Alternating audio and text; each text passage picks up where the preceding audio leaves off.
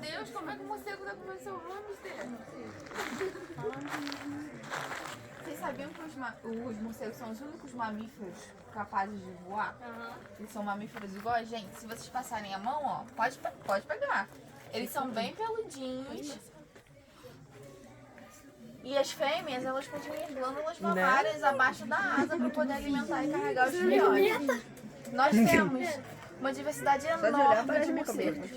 E eles se alimentam de frutos, eles se alimentam de néctar das flores, assim como os beija-flores.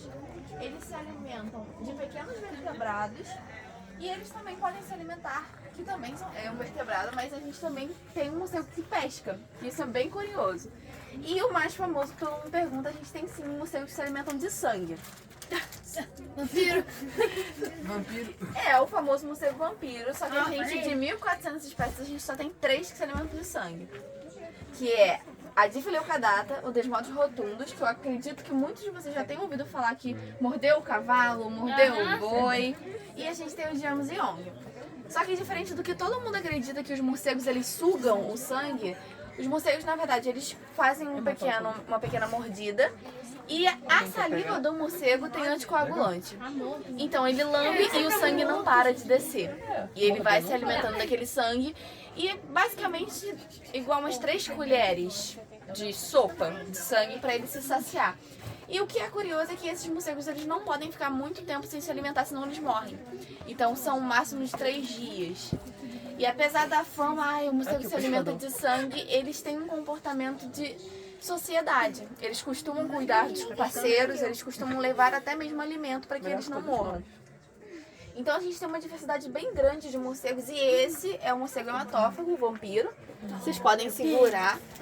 Uma característica é que ele tem um focinho arredondinho, ó. Parece um focinho de porco, tá vendo? E ó, a gente também tem esse morceguinho. Não parece? Eles se parecem, não se parecem?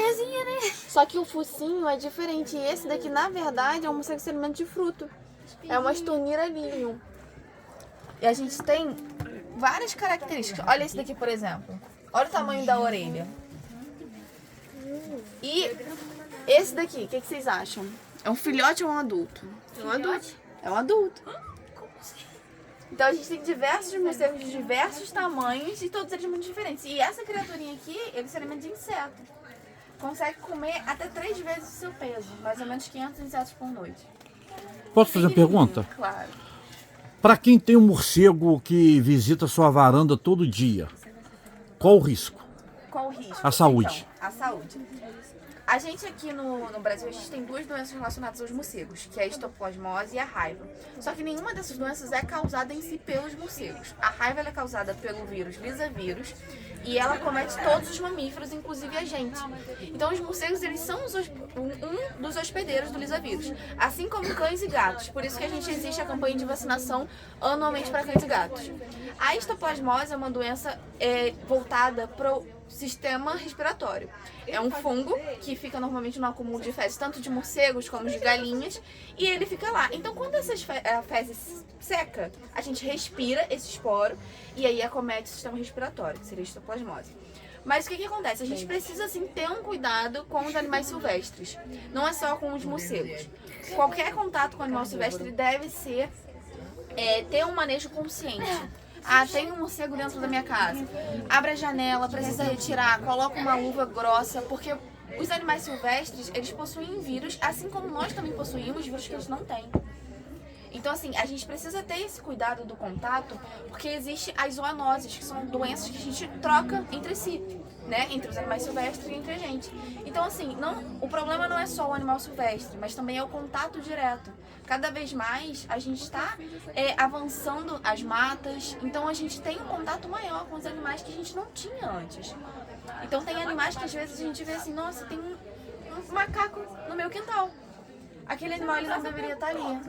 Mas a gente construiu uma casa naquele lugar e cada vez mais a gente tem acesso com esses animais e a gente tem sim que ter uma conscientização para a nossa saúde, para a saúde deles e para conservar essas espécies, que elas são muito importantes para o ecossistema. Eles fazem dispersão de semente, eles fazem controle de praga e a gente precisa desses animais dentro do nosso ecossistema. Então por isso que a gente tenta falar um pouquinho pra vocês sobre a importância dos morcegos. Porque por mais que todo mundo fale assim, morcego é feio, não gosto de morcego, ele é uma praga. Eles são muito importantes.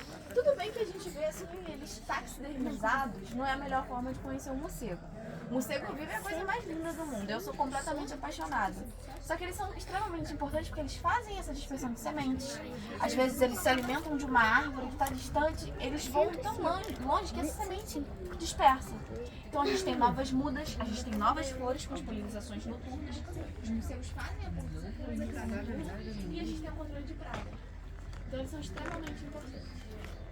Se vocês quiserem pegar, se vocês quiserem trocar, fazer carinho, ver como eles são fofinhos, peludinhos, podem ficar à vontade. Eles são todos E aqui assistimos uma palestra, uma apresentação para estudantes sobre morcegos.